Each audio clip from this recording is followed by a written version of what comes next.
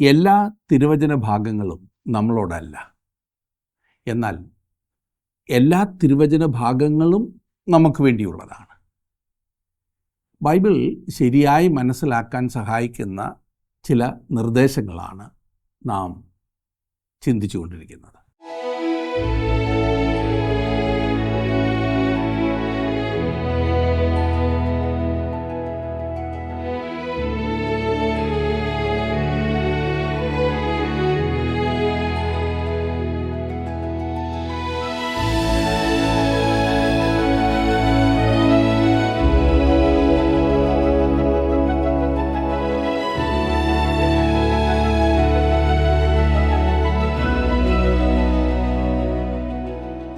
ജീവസന്ദേശത്തിൻ്റെ കേൾവിക്കാർക്ക് ഞങ്ങളുടെ സ്നേഹവന്ദനം. ദൈവം അരുളി ചെയ്യുന്നു എന്ന പഴയ നിയമ പുസ്തകങ്ങളിലെ വാക്യങ്ങളും ഞാനോ നിങ്ങളോട് പറയുന്നു എന്ന ക്രിസ്തുവിൻ്റെ വചനങ്ങൾ പുതിയ നിയമത്തിനും നൽകുന്ന ആധികാരികത അതുല്യമാണ്. ബൈബിളിലെ കൽപ്പനകൾക്കും ഉപദേശങ്ങൾക്കും പിന്നിൽ വ്യാപരിക്കുന്നത് അദൃശ്യനായ ദൈവത്തിൻ്റെ ശക്തിയാകുന്നു. ആയതിനാൽ തന്നെ അവയെ ശ്രദ്ധയോടെ കരുതിക്കൊള്ളേണ്ടത് ആവശ്യമാണ്.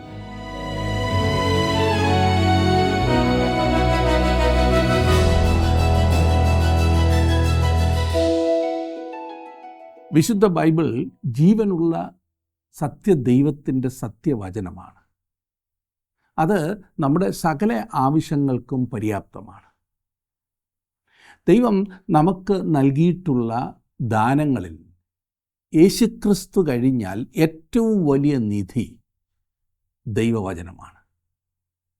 ഇത് ദൈവം സ്വയം വെളിപ്പെടുത്തിയിരിക്കുന്ന കാര്യമാണ്. അതുകൊണ്ട് തന്നെ ബൈബിൾ വായിക്കുന്നതും പഠിക്കുന്നതും പഠിപ്പിക്കുന്നതും അനുസരിക്കുന്നതും നമ്മുടെ മുൻഗണനയായിരിക്കേണ്ടതാണ്. അതുപോലെ വചനം ശരിയായ അർത്ഥത്തിൽ വിശദീകരിച്ച് വ്യാഖ്യാനിച്ച് പഠിപ്പിക്കുന്നത് ഏതൊരു ശുശ്രൂഷകൻ്റെയും മുൻഗണന ആകേണ്ടതുണ്ട്. എബ്രായ ലേഖനം 1-ാം അധ്യായത്തിൻ്റെ ആദ്യത്തെ 2 വാക്യങ്ങളിൽ നാം വായിക്കുന്നത്, ദൈവം പണ്ട് ഭാഗമായിട്ടും വിവിധമായിട്ടും പ്രവാചകന്മാർ മുഖാന്തരം പിതാക്കന്മാരോട് അരുളി ചെയ്തിട്ട് ഈ അന്ത്യകാലത്ത് പുത്രൻ മുഖാന്തരം നമ്മോട് അരുളി ചെയ്തിരിക്കുന്നു. വിശുദ്ധ ബൈബിളുമായി ബന്ധപ്പെട്ട അനേകം പദപ്രയോഗങ്ങൾ നാം കേൾക്കാറുണ്ട്, കാണാറുണ്ട്. അവയിൽ ചിലതാണ് കഴിഞ്ഞ ക്ലാസ്സിൽ നാം ചിന്തിക്കുവാൻ ആരംഭിച്ചത്. ആദ്യം വെളിപ്പാട് എന്ന പദത്തെക്കുറിച്ച് നാം ചിന്തിച്ചു. വെളിപ്പാട് എന്നതിൻ്റെ അർത്ഥം ദൈവം സംസാരിച്ചെന്നും ദൈവം മനുഷ്യനുമായി ആശയവിനിമയം നടത്തിയെന്നുമൊക്കെയാണ്. പിന്നീട് ദൈവാത്മപ്രേരിതം, ദൈവനിശ്വാസ്യം എന്ന പദം നാം പഠിച്ചു. അതിൻ്റെ അർത്ഥം വിശുദ്ധ ബൈബിൾ ഒരു ആധികാരിക രേഖയാകുന്നു എന്നും അതിലെ ഓരോ വാക്കും ഈ കാലത്ത് ജീവിക്കുന്ന നമ്മോടുള്ള ദൈവത്തിൻ്റെ സന്ദേശമാകുന്നു എന്നുമാണ്. ദൈവിക വെളിപ്പാടിനെ ഉറപ്പാക്കി തരുന്നതാണ് ദൈവനിശ്വാസ്യത. മൂന്നാമതായി പ്രകാശിപ്പിക്കൽ എന്ന പദം നാം കണ്ടു, ഇല്ലൂമിനേഷൻ. തിരുവചനത്തിലെ സത്യങ്ങളെ നമുക്ക് സ്വയമായി മനസ്സിലാക്കാം. എന്നാൽ അതിലെ ആത്മീയ സത്യങ്ങളെ മനസ്സിലാക്കുവാൻ ദൈവത്തിൻ്റെ പരിശുദ്ധാത്മാവ് നമ്മുടെ ഹൃദയങ്ങളെയും മനസ്സുകളെയും തുറക്കേണ്ടത് ആവശ്യമാണ്. ബൈബിളിൽ പറഞ്ഞിരിക്കുന്നത് ദൈവത്തിൻ്റെ മൊത്തം വെളിപ്പാടുകളുടെ സത്തയാണ്, സാരാംശമാണ്. അത് ദൈവം തന്നെ വെളിപ്പെടുത്തിയിരിക്കുന്നു. നാം വായിച്ചല്ലോ, ദൈവം പണ്ട് സംസാരിച്ചു, ദൈവം ഈ അന്ത്യകാലത്തും സംസാരിക്കുന്നു. അതിൻ്റെ അർത്ഥം 2 അവസരങ്ങളിൽ ദൈവം സംസാരിച്ചു എന്നാണ്, ഇല്ലേ? പണ്ട് പ്രവാചകന്മാർ മുഖാന്തരം സംസാരിച്ചു, ഈ അന്ത്യകാലത്ത് പുത്രൻ മുഖാന്തരം സംസാരിച്ചു. എബ്രായ ലേഖകൻ ഉദ്ദേശിച്ചത് പഴയ നിയമവും പുതിയ നിയമവുമാണ്. അതുപോലെ തന്നെ ഭാഗമായിട്ട് എന്ന് പറഞ്ഞാൽ ന്യായപ്രമാണം, ചരിത്രം, കവിതകൾ, പ്രവാചക പുസ്തകങ്ങൾ എന്നീ ഭാഗങ്ങളായിട്ടാണ് പഴയ നിയമം. വിവിധമായിട്ട് എന്നതിൻ്റെ അർത്ഥം ദർശനങ്ങൾ, പ്രവചനങ്ങൾ, ഉപമകൾ, ഉദാഹരണങ്ങൾ, പ്രതീകങ്ങൾ, അനുഷ്ഠാനങ്ങൾ, പ്രത്യക്ഷതകൾ തുടങ്ങിയ രീതികളിൽ എന്നാണ് അർത്ഥം. ചിലപ്പോൾ മനുഷ്യർക്ക് കേൾക്കത്തക്ക വിധത്തിലും ദൈവം സംസാരിച്ചു. ദൈവം വിരൽ കൊണ്ട് എഴുതിയതുപോലും നാം പുറപ്പാട് പുസ്തകത്തിൽ കാണുന്നു. ഈ അന്ത്യകാലത്ത് ദൈവം വീണ്ടും സംസാരിച്ചത് തൻ്റെ പുത്രനിലൂടെയാണ്. അതായത് സുവിശേഷങ്ങൾ, പ്രവൃത്തികളുടെ പുസ്തകം, ലേഖനങ്ങൾ തുടങ്ങി പുത്രൻ്റെ വീണ്ടും വരവിനെക്കുറിച്ച് പറഞ്ഞിരിക്കുന്ന വെളിപ്പാട് പുസ്തകം വരെ ഉൾപ്പെട്ട പുതിയ നിയമത്തിലൂടെ. പഴയ നിയമം ദൈവം സംസാരിക്കുകയും സ്വയം വെളിപ്പെടുത്തുകയും ചെയ്തിരിക്കുന്നതാണ്. പുതിയ നിയമം ദൈവം സംസാരിക്കുകയും തൻ്റെ പുത്രനെ വെളിപ്പെടുത്തുകയും ചെയ്തിരിക്കുന്നതാണ്.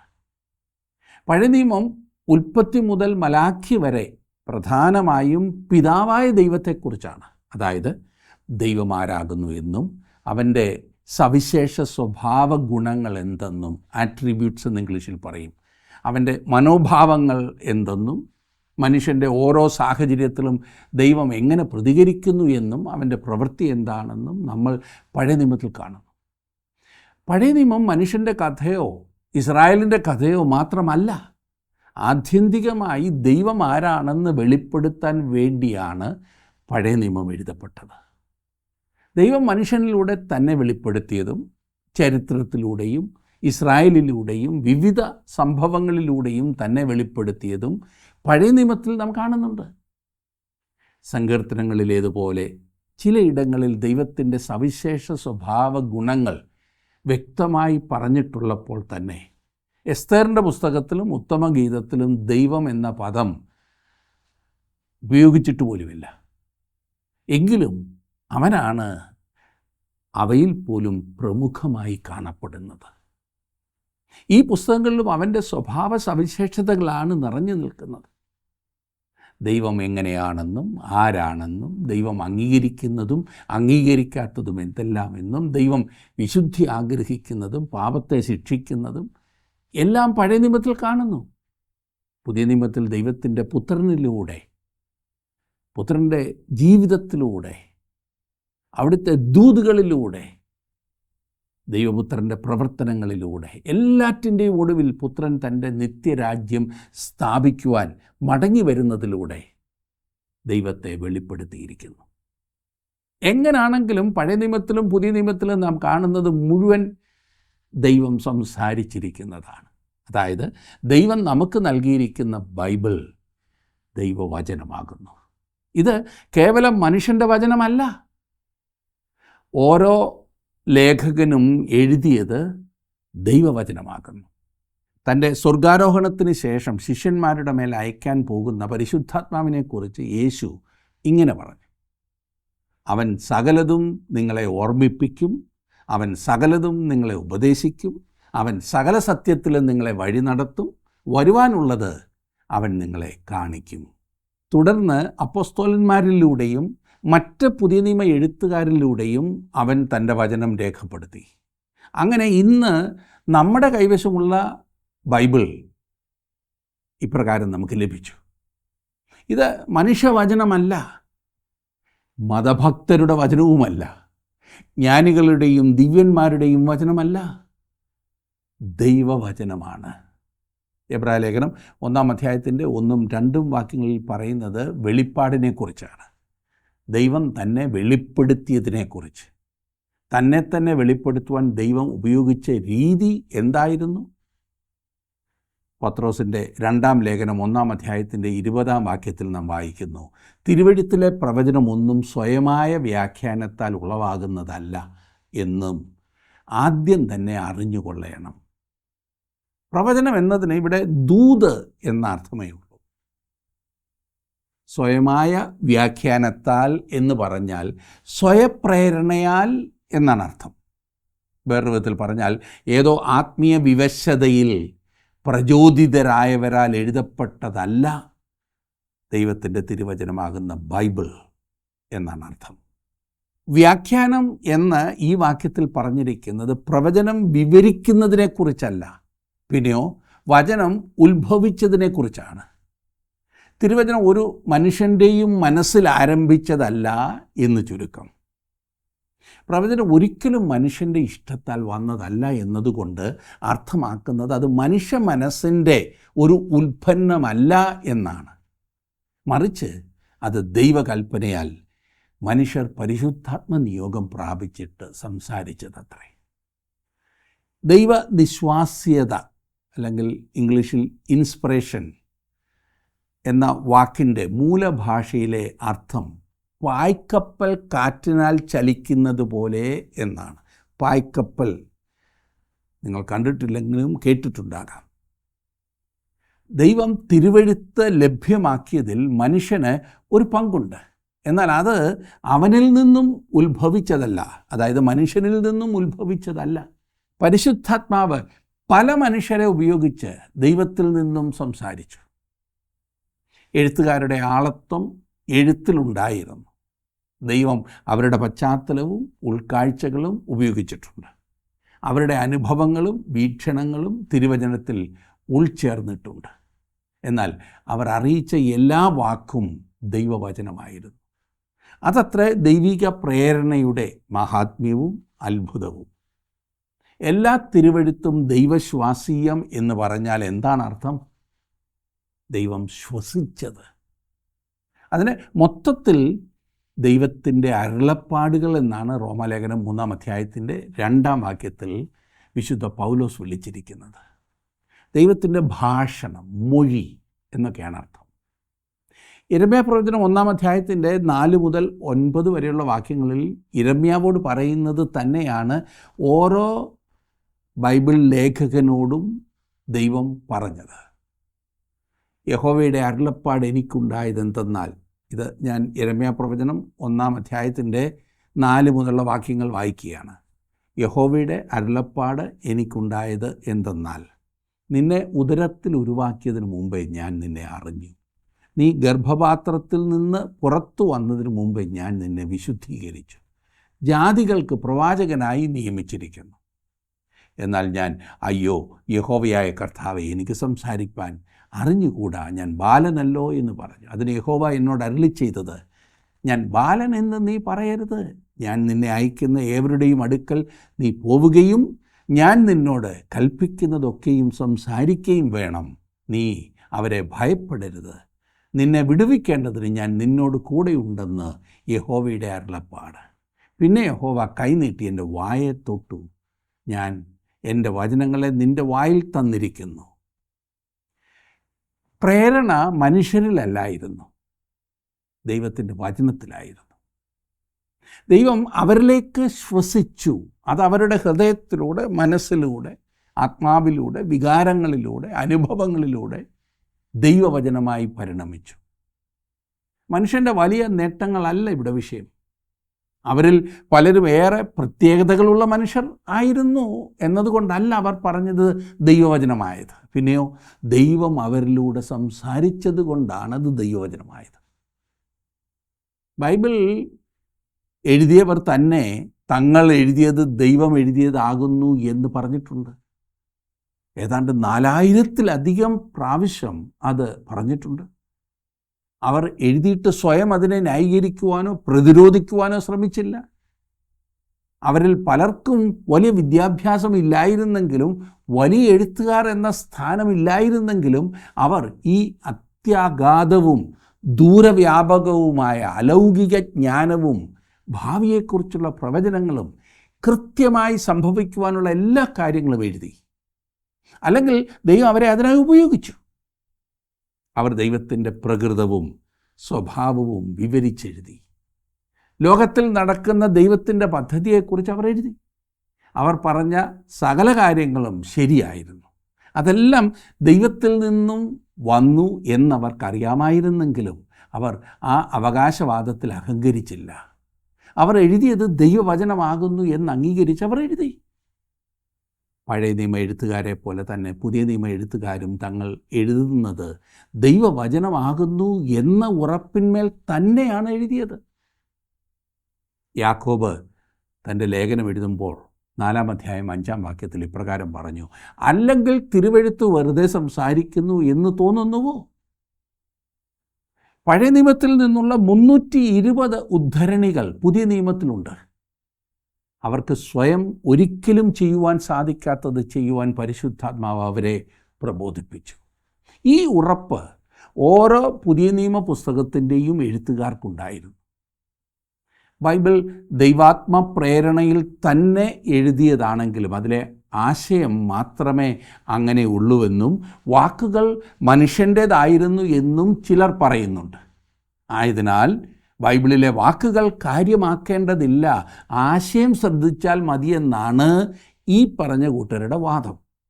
എന്നാൽ എൻ്റെ ചോദ്യം, വാക്കുകളില്ലാതെ എങ്ങനെ ആശയവിനിമയം നടത്തുമെന്നാണ്. മോശ ദൈവം അവനെ ഏൽപ്പിക്കുവാൻ ഉദ്ദേശിച്ച ഉത്തരവാദിത്വത്തിൽ നിന്നും ഒഴിഞ്ഞു മാറുവാൻ ശ്രമിച്ചപ്പോൾ ദൈവം പറഞ്ഞത്, ഞാൻ നിൻ്റെ വായോട് കൂടിയിരിക്കുമെന്നാണ്. അല്ലാതെ മോശെ, ഞാൻ നിനക്ക് കുറച്ച് ആശയം തരുമെന്നല്ല. അതുപോലെ യെശയ്യാവ് യഹോവയുടെ ശബ്ദം കേട്ടു എന്ന് നാം വായിക്കുന്നു. യെരമ്യാവ് യഹോവയുടെ വചനം എനിക്കുണ്ടായി എന്ന് രേഖപ്പെടുത്തിയിരിക്കുന്നു. യെഹെസ്കേൽ പ്രവാചകനും ആമോസ് പ്രവാചകനും വിശുദ്ധ പൗലോസും യോഹന്നാനും ഇവർ ഓരോരുത്തരും ദൈവം പറഞ്ഞ വാക്കുകളാണ് കേട്ടത്, അല്ലാതെ ആശയങ്ങൾ ദൈവം നൽകിയതെടുത്ത് അവർ അവരുടെ വാക്കുകളാക്കുകയായിരുന്നില്ല. വാക്കുകളില്ലാതെ നമുക്ക് ചിന്തകൾ സാധ്യമല്ലല്ലോ. പത്രോസിൻ്റെ 1-ാം ലേഖനം 1-ാം അധ്യായം 10-11 വാക്യങ്ങളിൽ നാം വായിക്കുന്നത്, നിങ്ങൾക്ക് വരുവാനിരിക്കുന്ന കൃപയെക്കുറിച്ച് പ്രവചിച്ച പ്രവാചകന്മാർ ഈ രക്ഷയെ ആരാഞ്ഞ് അന്വേഷിച്ചിരുന്നു. അവരിലുള്ള ക്രിസ്തുവിനാത്മാവ് ക്രിസ്തുവിന് വരേണ്ടിയ കഷ്ടങ്ങളെയും പിൻവരുന്ന മഹിമയെയും മുമ്പിൽ കൂട്ടി സാക്ഷീകരിച്ചപ്പോൾ സൂചിപ്പിച്ച സമയം ഏതോ എങ്ങനെയുള്ളതോ എന്ന് പ്രവാചകന്മാർ ആരാഞ്ഞു നോക്കി. പഴയ നിയമ പ്രവാചകന്മാർ പരിശുദ്ധാത്മാവിനാൽ വരുവാനുള്ള മശിഹായെക്കുറിച്ച് എഴുതി. അങ്ങനെ അവർ സംസാരിക്കുകയോ എഴുതുകയോ ഒക്കെ ചെയ്തപ്പോൾ അവർ പറയുന്നതിനെക്കുറിച്ച് വളരെ സൂക്ഷ്മമായി പരിശോധിച്ചു എന്നാണ് പത്രോസ് ഇവിടെ പറഞ്ഞിരിക്കുന്നത്. എന്ന് പറഞ്ഞാൽ വാക്കുകളില്ലാതെ ചിന്തകളില്ല എന്ന് മാത്രമല്ല, ചിലപ്പോഴെങ്കിലും അർത്ഥം പൂർണ്ണമായി ഗ്രഹിക്കാതെ പോലും അവർ വാക്കുകൾ രേഖപ്പെടുത്തിയിട്ടുണ്ട് എന്നാണ് അർത്ഥം. യാന്ത്രികമായി സംസാരിച്ചു എന്നല്ല. പിന്നെയോ പഴയ നിയമ എഴുത്തുകാർ എഴുതിയ പലതും അവർക്ക് തന്നെ മൊത്തത്തിൽ ഗ്രഹിക്കുവാൻ കഴിയുന്നതിനപ്പുറമായിരുന്നു എന്നാണ് ഇവിടെ പറയുന്നത്. അറിവില്ലാതെ എഴുതിയെന്നല്ല, പിന്നെയോ ദൈവം അവർക്ക് നൽകിയത് അതുപോലെ രേഖപ്പെടുത്തി എന്നത്രേ. മത്തായി എഴുതിയ സുവിശേഷം 24-ാം അധ്യായത്തിൻ്റെ 35-ാം വാക്യത്തിൽ കർത്താവ് പറയുന്നത്, ആകാശവും ഭൂമിയും ഒഴിഞ്ഞു പോകും, എൻ്റെ വചനങ്ങളോ, ചിന്തകളല്ല ഒഴിഞ്ഞു പോകുന്നത്, പിന്നെയോ എൻ്റെ വചനങ്ങളോ ഒഴിഞ്ഞു പോകുകയില്ല എന്നത്രേ. ഇനിയും വേറൊരു കൂട്ടരുടെ വാദം, ആത്മീയ കാര്യങ്ങളിൽ മാത്രമേ ഈ ദൈവാത്മ പ്രേരണയുള്ളൂ, ഭൗതികമായ കാര്യങ്ങളിൽ അതിൻ്റെ ആവശ്യമില്ല എന്നത്രേ. ശാസ്ത്രം, ചരിത്രം, ഭൂമിശാസ്ത്രം തുടങ്ങിയ വിഷയങ്ങൾ ഓരോ കാലത്തും അപ്പോഴത്തെ അറിവനുസരിച്ച് കൈകാര്യം ചെയ്യേണ്ടതാണെന്നും അവയ്ക്ക് ബൈബിളിൽ അടിസ്ഥാനമില്ലെന്നുമാണ് ഇങ്ങനെ പറയുന്നവർ വാദിക്കുന്നത്. ബൈബിളിൽ രേഖപ്പെടുത്തിയിരിക്കുന്ന ചരിത്ര രേഖകളിൽ തെറ്റുണ്ടെന്നും ഭൂമിശാസ്ത്രത്തിലും കണക്കുകൂട്ടലുകളിലും ശാസ്ത്രീയ പ്രസ്താവനകളിലും തെറ്റുണ്ടെന്നുമാണ് ഈ കൂട്ടരുടെ നിലപാട്. അതായത് മതപരമായ കാര്യങ്ങളിൽ, ആത്മീയ കാര്യങ്ങളിൽ ദൈവം കുഴപ്പമില്ല, മറ്റുള്ളവയിൽ അവന് കാലോചിതമായ സഹായം ആവശ്യമാണെന്നാണ് ഇവർ വാദിക്കുന്നത്. നല്ല ആത്മീയരെന്ന് ചിന്തിക്കുന്നവർ പലരും ഈ പറഞ്ഞതുപോലെ ധരിച്ചു വച്ചിട്ടുണ്ട്. ഒരു ഉദാഹരണം ഞാൻ പറയാം. യോശുവയുടെ പുസ്തകം 10-ാം അധ്യായം 12-ാം വാക്യത്തിൽ സൂര്യൻ നിന്നു എന്ന് നാം കാണുന്നു. സൂര്യൻ നിന്നു. യോശുവ ആ യുദ്ധത്തിന് പോയപ്പോൾ സൂര്യൻ നിന്നു. സൂര്യൻ നിൽക്കുകയോ? നിൽക്കേണ്ടത് ഭൂമിയല്ലേ? അങ്ങനെ വേണമെങ്കിൽ നിങ്ങൾക്ക് വാദിക്കാം. ഇത് ഭാഷാപ്രയോഗത്തിലെ പ്രശ്നമാണ്. നമ്മൾ പറയത്തില്ല, എത്ര സുന്ദരമായ സൂര്യോദയം. യഥാർത്ഥത്തിൽ സൂര്യൻ ഉദിച്ചതല്ലല്ലോ, ആണോ? ഭൂമി കറങ്ങിയതല്ലേ? നമ്മൾ ഉപയോഗിക്കുന്ന പ്രയോഗങ്ങൾ മനുഷ്യൻ്റെ കാഴ്ചപ്പാടിലാകുന്നു. ഉദാഹരണത്തിന്, ഞാൻ നിന്നെ ഹൃദയംഗമായി സ്നേഹിക്കുന്നു എന്ന് പറഞ്ഞാൽ ആ അർത്ഥം നമുക്ക് പെട്ടെന്ന് മനസ്സിലാകും. അല്ലെങ്കിൽ അവൻ എൻ്റെ ചങ്കാണ് എന്ന് പറഞ്ഞാൽ ശരീരത്തിനുള്ളിൽ ഇരിക്കുന്ന ചങ്കെന്നല്ലല്ലോ അർത്ഥം, ആണോ?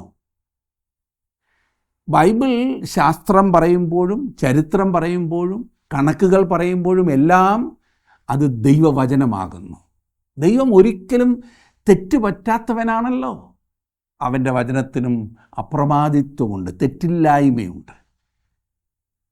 വിമർശകൻ ഒരു തെറ്റ് കണ്ടെത്തി ആക്ഷേപിക്കുവാൻ ശ്രമിക്കുമ്പോഴും ബൈബിൾ ശാസ്ത്രീയമായി കൃത്യവും ശാസ്ത്രത്തിൻ്റെ അടിസ്ഥാന തത്വങ്ങൾ ഉൾക്കൊള്ളുന്നതുമാകുന്നു.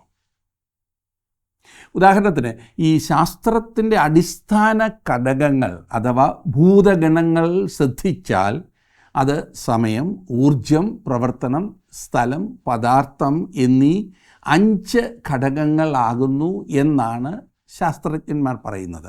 ഇംഗ്ലീഷിൽ time, energy, action, space and matter. അതാണ് ശാസ്ത്രത്തിൻ്റെ ഭൂതഗണങ്ങൾ, അടിസ്ഥാന ഘടകങ്ങൾ.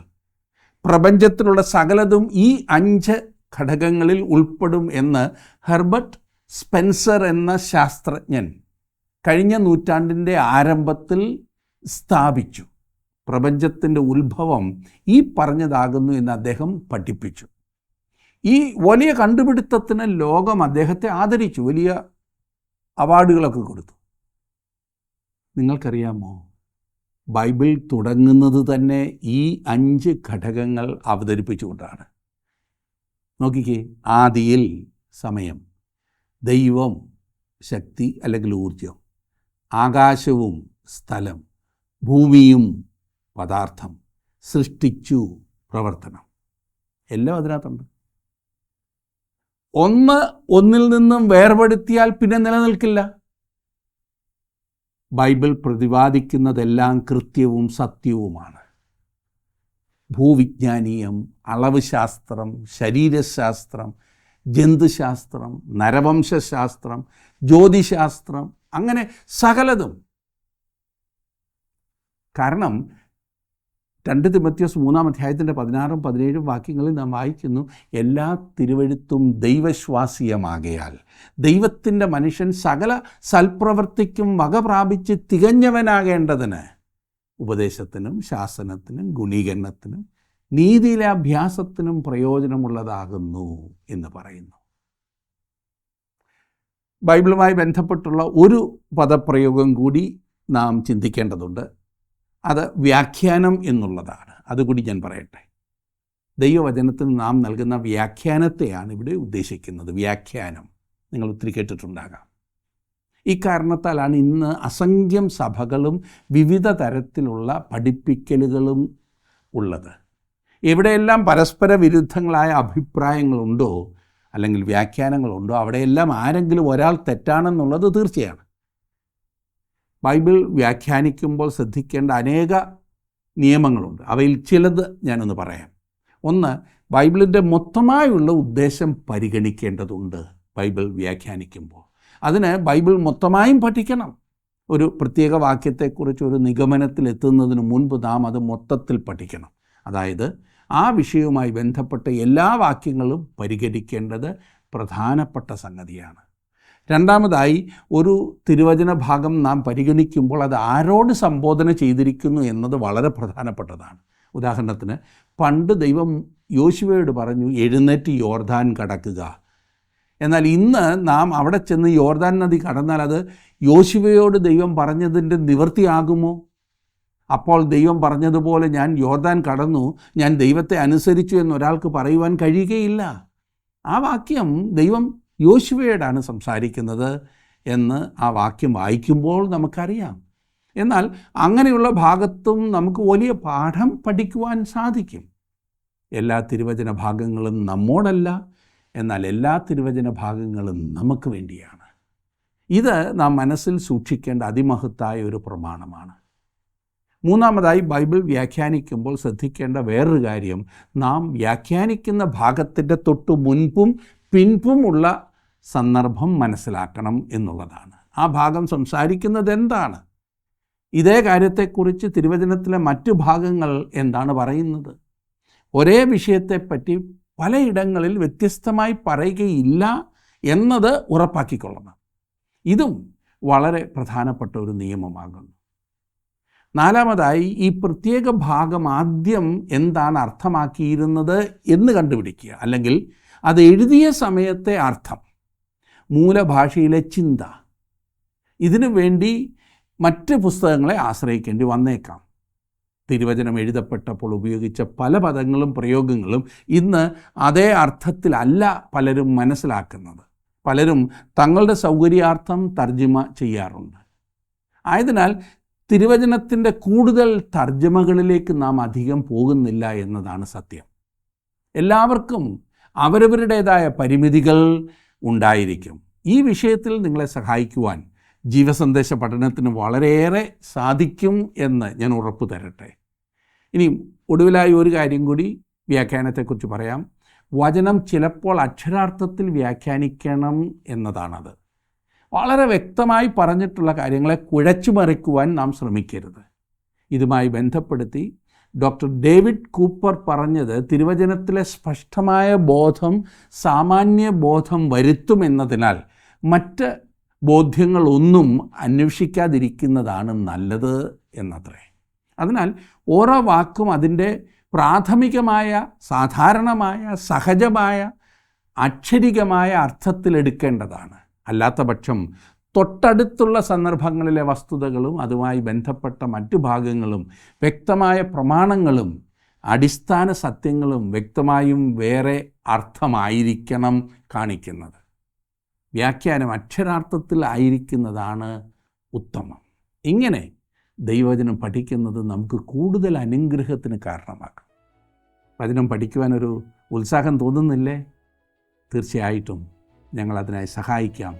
ദൈവം നിങ്ങളെ അതിനായി അനുഗ്രഹിക്കും.